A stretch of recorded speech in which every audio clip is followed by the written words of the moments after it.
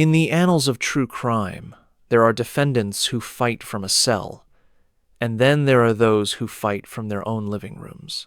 Lee Gilley, a 39-year-old former software consultant from Houston, occupied a rare and precarious third space, home on bond, accused of strangling his pregnant wife and allegedly plotting his escape in plain sight.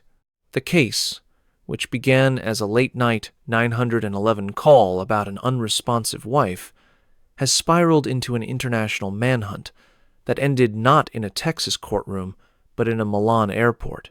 What makes Gilley's story uniquely chilling is not just the brutality of the allegations, but the calculated, almost bureaucratic way he allegedly dismantled his own future posting to Reddit about boredom in his marriage, buying an SUV without his wife's knowledge on the day she died, and later discussing Mexican identities and new marriages with a former mistress while awaiting trial for capital murder.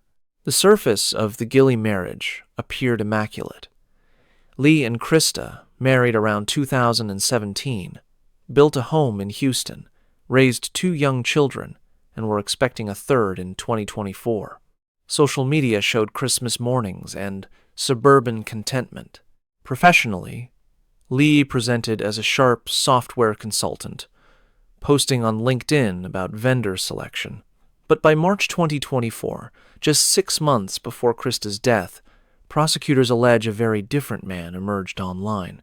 According to court filings, Lee posted on Reddit that he was bored in his marriage and seeking a college-aged female for a friends with benefits arrangement.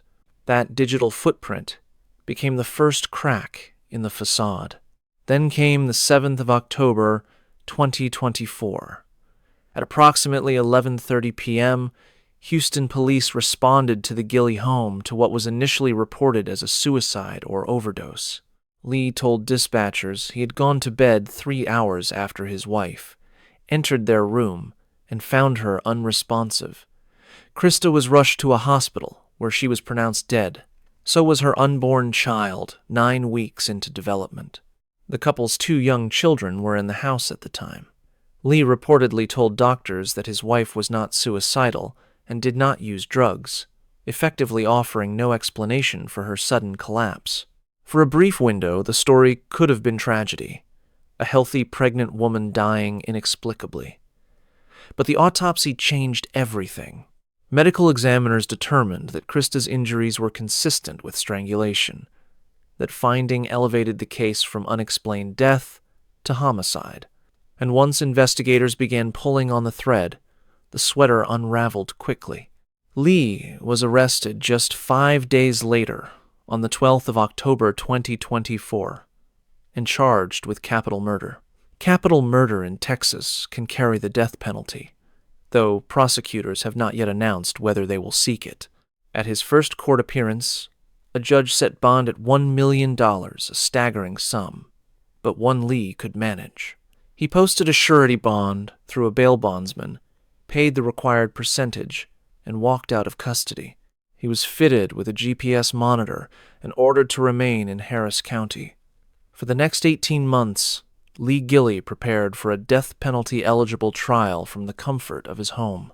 But while he was free, prosecutors say, he was also busy. Between April and May of 2025, while out on bond, Lee allegedly recontacted a woman with whom he had an affair in San Diego back in 2023. According to court documents, the conversations turned conspiratorial. Lee allegedly discussed fleeing to Mexico or other countries, removing his GPS monitor and obtaining a new identity.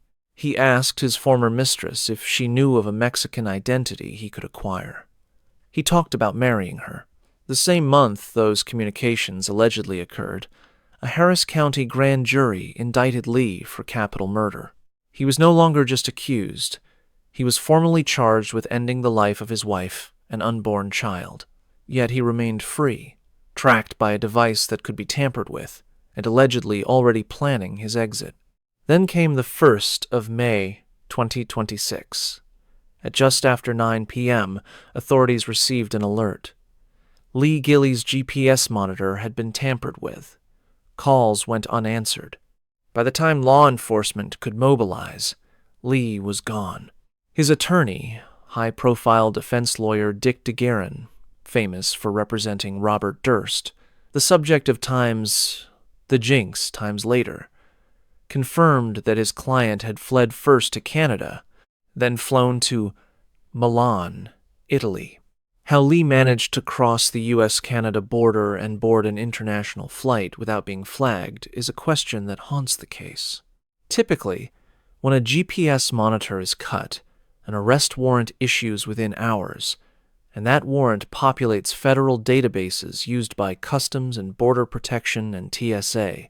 Yet Lee apparently slipped through, perhaps using a passport that hadn't been flagged, perhaps driving across a remote border crossing before the alert propagated, or perhaps benefiting from the gap between the tamper alert and a judge signing a revocation order. What is clear is that when Lee landed in Milan, he didn't blend in. Italian authorities found something off about his identification. According to DeGuerin, Lee then self-identified and made a stunning statement. He claimed he was being wrongfully prosecuted in Texas and requested asylum. He reportedly told Italian officials that he was subject to the death penalty. There's just one problem. Prosecutors in Texas have never announced they are seeking death. Capital murder is death eligible, but seeking it requires formal notice. No such notice has been filed. That distinction matters enormously, because Italy, like many European nations, has an extradition policy that resists sending defendants to countries where they could face execution.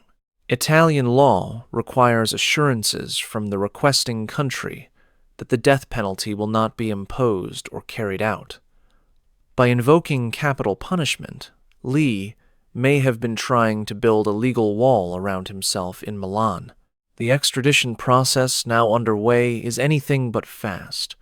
It requires the U.S. Department of Justice and the State Department to coordinate with Italian authorities, submitting the indictment, the probable cause affidavit, and the arrest warrant. Italy will review those documents to determine whether there is sufficient evidence to justify extradition, a standard that is generally lower than a conviction, but higher than mere accusation. Then there is the death penalty issue. Unless Texas prosecutors formally renounce capital punishment in this case, Italy may balk. DeGuerin has already signaled that his client fears for his life, and that fear, reasonable or not, could become the centerpiece of an extradition fight. Meanwhile, back in Houston, Lee's bond has been revoked. The surety company that posted his $1 million bond is likely out a significant portion of that money, though they may pursue civil remedies against Lee's assets. He also faces a new charge, violation of bond conditions, which carries its own prison time. His next court date, scheduled for the 5th of June 2026, will almost certainly be continued.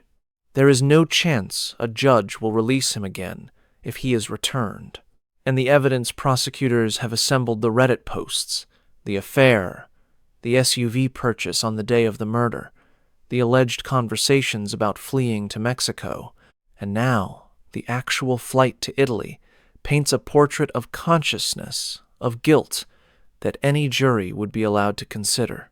For Krista's family, the international detour is another layer of agony.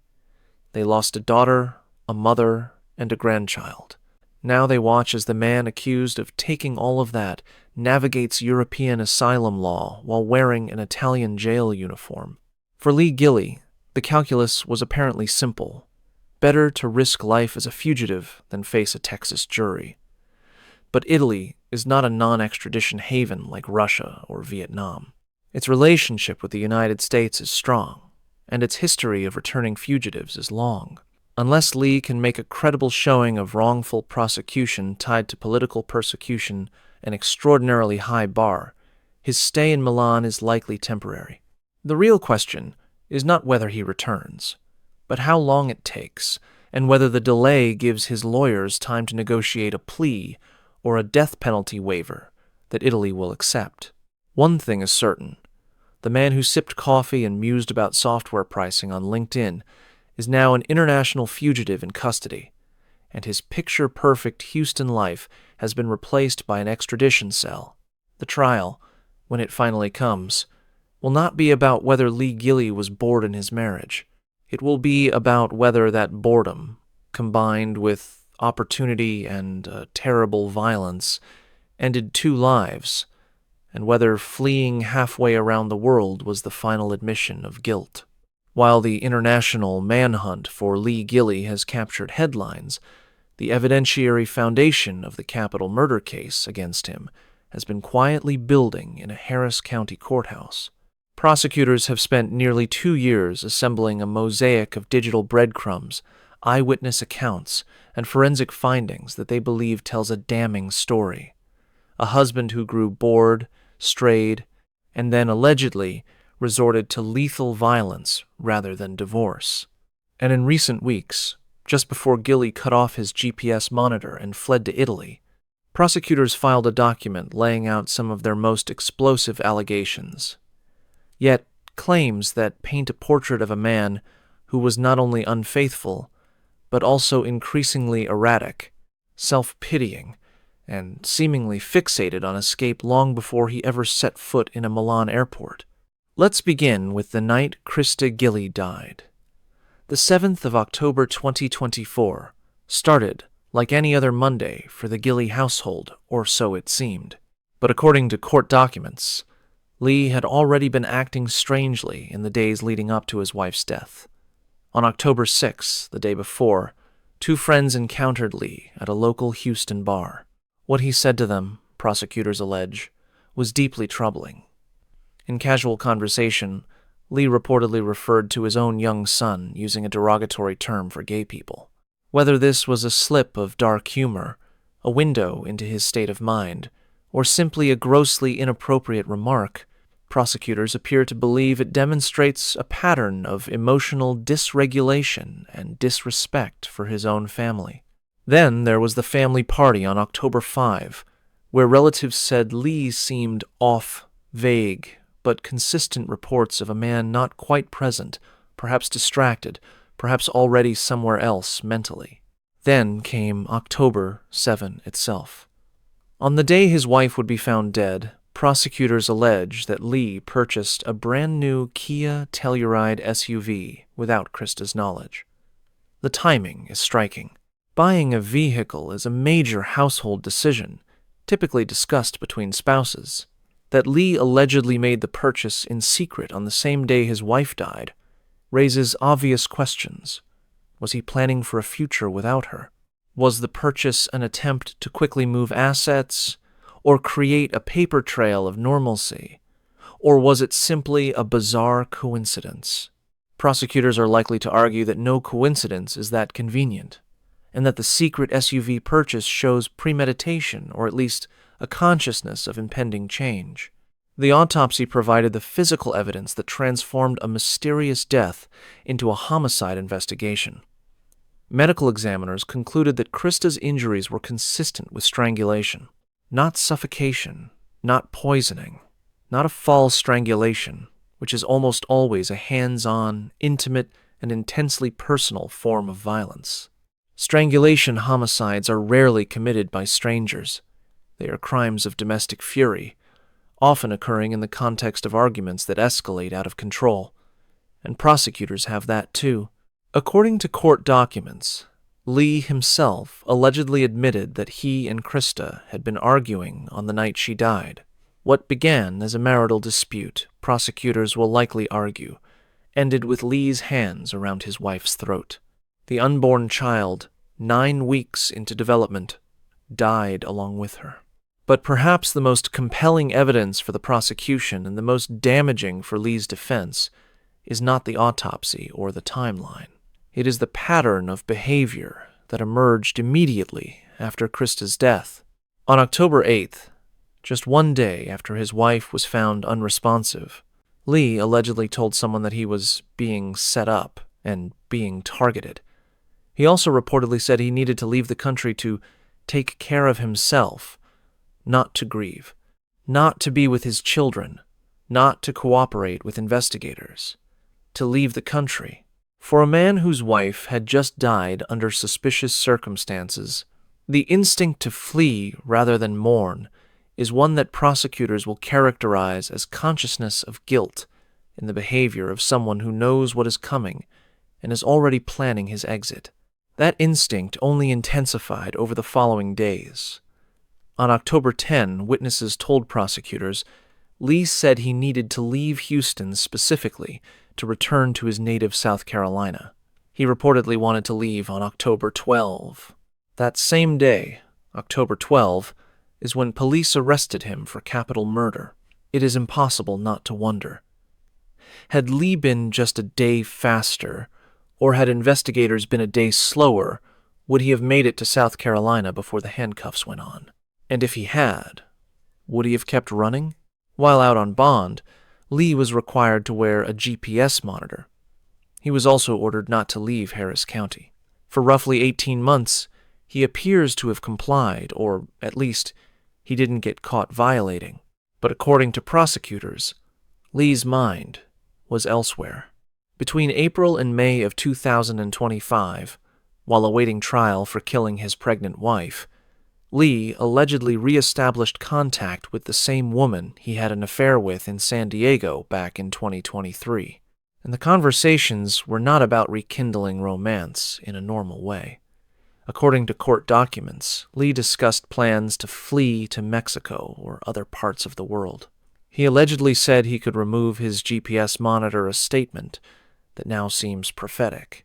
He talked about marriage, about getting a new identity, and even asked his alleged mistress if she knew of a Mexican identity he could acquire to help him leave the country. These are not the words of a man confident in his innocence and preparing to clear his name at trial. These are the words of a man stockpiling escape routes. Then came the 1st of May 2026.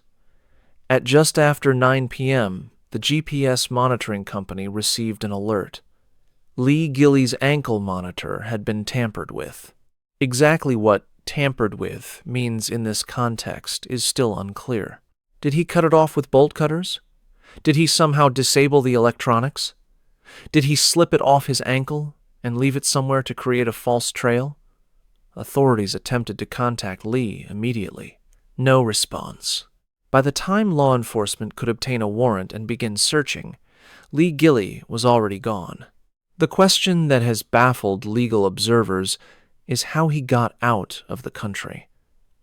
The United States has multiple layers of exit control, especially for individuals facing felony charges. While there is no routine exit check at land borders like there is at airports for international flights, the GPS tamper alert should have triggered an immediate warrant for Lee's arrest. That warrant would have been entered into the National Crime Information Center, NCIC, database, which is accessible to Customs and Border Protection officers at ports of entry and exit, as well as to TSA at airport security checkpoints. So how did Lee board a plane? One possibility is that he drove to Canada before the warrant was fully processed. The U.S.-Canada border is long, and while it is patrolled, a determined fugitive with a clean record and no active alert at the exact moment of crossing might slip through. Once in Canada, Lee could have flown to Italy without passing through U.S. Customs on departure. Another possibility is that Lee used a passport that had not been flagged, perhaps a second passport, or one that predated the warrant. What is clear is that by the time Italian authorities pulled him aside at the Milan airport, Lee Gilley had already accomplished what many accused killers only dream of. He had put an ocean between himself and the Texas courtroom where he was supposed to stand trial. His attorney, Dick DeGuerin, told local media that Lee self-identified to Italian authorities and claimed he was being wrongfully prosecuted. He asked for asylum, citing fear of the death penalty. There's a bitter irony here. Until Lee fled, prosecutors had never announced whether they would seek capital punishment. By invoking the death penalty as grounds for asylum, Lee may have inadvertently forced the district attorney's hand. If Texas wants him back quickly, they may now have to formally renounce the death penalty in writing to satisfy Italian extradition requirements. In that sense, Lee's flight, while reckless and damaging to his credibility, may have achieved something his lawyers could not, a binding promise from the state that they will not seek to execute him. But the cost has been enormous. His bond is revoked. He will owe the bail bondsman hundreds of thousands of dollars. He faces new criminal charges for bond violation, and any jury that hears his case will be told that the defendant, while awaiting trial for strangling his pregnant wife, cut off his GPS monitor and fled to Italy. That is not a fact that defense attorneys can easily explain away. It is, in the rawest sense, the behavior of a guilty man, or at least that is what prosecutors will argue when and if Lee Gilley finally returns to Houston to face justice. Lee Gilley is currently in custody in Milan, Italy, but his future remains remarkably uncertain. While his capture ended a brief international flight from justice, it opened a far more complex legal chapter, the formal extradition process between the United States and Italy. For the Harris County prosecutors, who have spent nearly 2 years building a capital murder case against the 39-year-old former software consultant, the challenge has now shifted from gathering evidence to navigating diplomatic channels, treaty obligations, and European human rights law. And for Gilley's high-profile defense attorney, Dick DeGuerin, a lawyer who once represented Robert Durst through his own extradition and trial, the fight is no longer just about the facts of Krista's death. It is about whether his client will ever stand before a Texas jury at all, or whether Italy will become a permanent refuge. The extradition process between the United States and Italy is governed by a bilateral treaty that has been in effect since 1984, with updates in subsequent years. Under that treaty, extradition is mandatory for crimes punishable by more than 1 year of imprisonment in both countries, a threshold that capital murder easily clears. However, the treaty contains several important exceptions, and the one that Gilley is almost certainly counting on involves the death penalty. Article 6 of the U.S.-Italy Extradition Treaty explicitly states that extradition may be refused if the offense is punishable by death under the laws of the requesting country, the United States, and the requested country, Italy, does not provide for the death penalty for that same offense unless the requesting country provides assurances that the death penalty will not be imposed or carried out. Italy abolished the death penalty entirely in 1948 and enshrined that abolition in its post-war constitution. No Italian court has sentenced anyone to death in nearly 8 decades. As a matter of fundamental national policy, Italy will not send a person to a country where they may be executed unless they receive a binding, verifiable promise that execution is off the table. This is precisely why Gilley reportedly claimed asylum and invoked the death penalty the moment Italian authorities stopped him at the Milan airport. By raising the specter of execution, he triggered a procedural safeguard that could delay his return for months or even years. The Harris County District Attorney's Office now faces a strategic choice: formally renounce the death penalty in writing, send that assurance to Italian authorities, and hope that Italy accepts it as sufficient, or refuse to renounce capital punishment and risk a prolonged legal battle over whether the treaty allows extradition at all. For a prosecutor who may have been leaning away from seeking death anyway, capital trials are enormously expensive, emotionally draining, and statistically rare. Even in Texas, the calculation might be simple. Renouncing the death penalty in exchange for Gilley's swift return could be seen as a prudent trade, but there is a political dimension as well. The victim, Krista, was a pregnant woman. Her unborn child died with her. Many in the Houston community may demand the harshest possible punishment. If the DA renounces the death penalty to secure extradition, they may face public backlash for letting a suspected killer off the hook. Assuming Texas provides the required assurances, Italy's extradition review will then examine 2 additional questions. First, is there probable cause to believe Gilley committed the crime? Italian magistrates will review the indictment, the autopsy report, witness statements, and the circumstantial evidence, the Reddit posts, the affair, the secret SUV purchase, the alleged conversations about fleeing to Mexico. They are not asked to determine guilt beyond a reasonable doubt, only whether a reasonable person could conclude that Gilly likely committed the offense. Given the detailed evidence prosecutors have already made public, this bar is almost certainly met. Second, Italy will consider whether Gilly's asylum claim has merit. Asylum is not a get-out-of-extradition-free card. Under both Italian law and the 1951 Refugee Convention, asylum requires a well-founded fear of persecution based on race, religion, nationality, political opinion, or membership in a particular social group. Being accused of murder, even wrongfully accused, as Gilly claims, does not constitute persecution. The death penalty, while abhorrent to Italy, is not considered persecution in the asylum sense when it is imposed through a lawful judicial process for a serious crime. Italy has extradited murder suspects to the United States many times before, including to death penalty-eligible states after receiving assurances of non-execution. Gilly's asylum claim is likely to be rejected swiftly. But swiftly, in international extradition terms, can still mean months. The process involves the Italian Ministry of Justice, the Italian courts, the U.S. Department of Justice, the State Department, and the Harris County DA's office, all exchanging documents, translations, and formal requests. Gilly has the right to contest extradition in Italian courts, and his lawyers, likely including local Italian counsel retained by De Guerin, can file appeals, request hearings, and argue that the evidence is insufficient or that the death penalty assurances are not binding. Each appeal can take weeks to schedule and resolve. It is not uncommon for extradition from European countries to the United States to take 6 to 12 months, even in straightforward cases.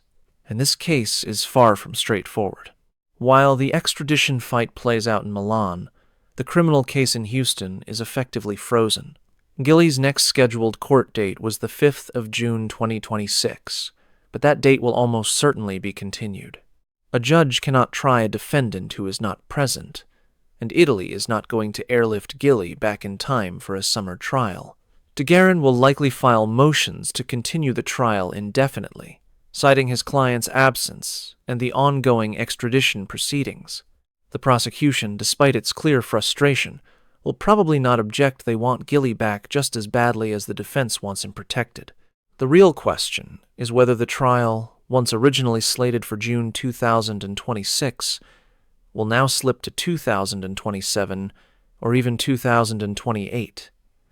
That delay benefits neither side. For the prosecution, witnesses' memories fade, evidence can degrade, and public interest wanes. For the defense, Gilly sits in a foreign jail rather than preparing his case with his lawyer face to face.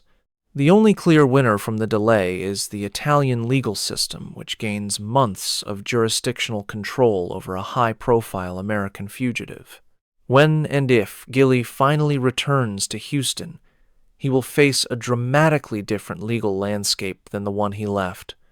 His bond is gone.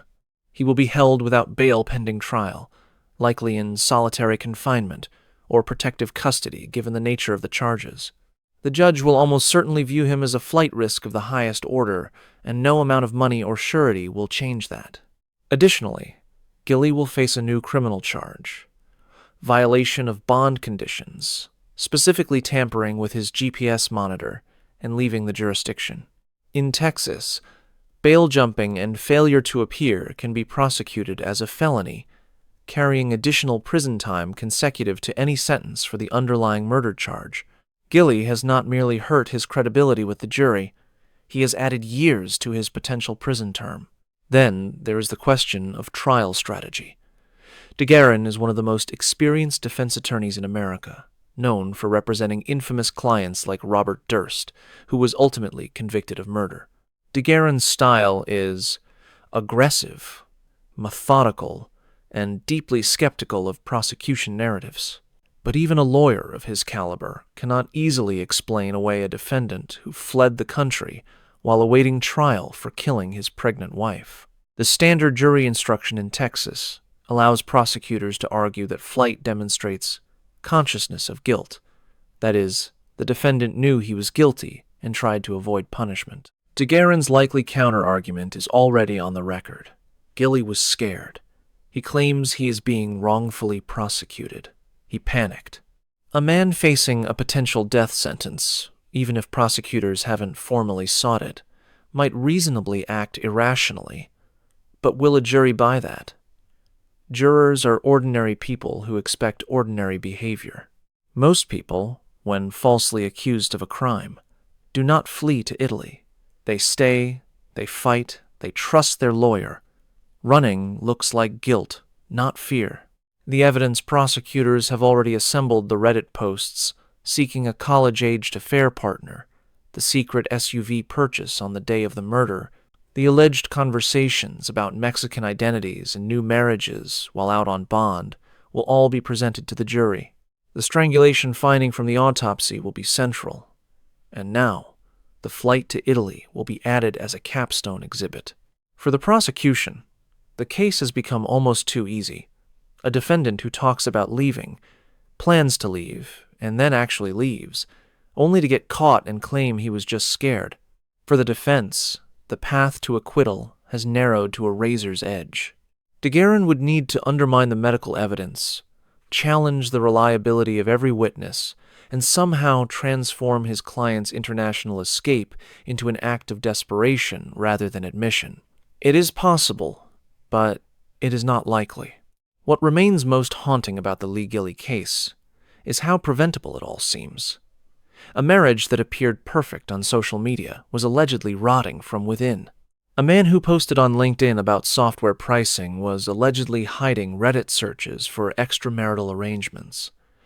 A pregnant woman went to bed on the 7th of October 2024 and never woke up.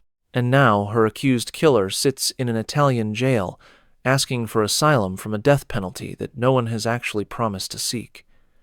Krista Gilly's family waits. Her 2 young children who were home the night their mother died wait. The Houston community waits.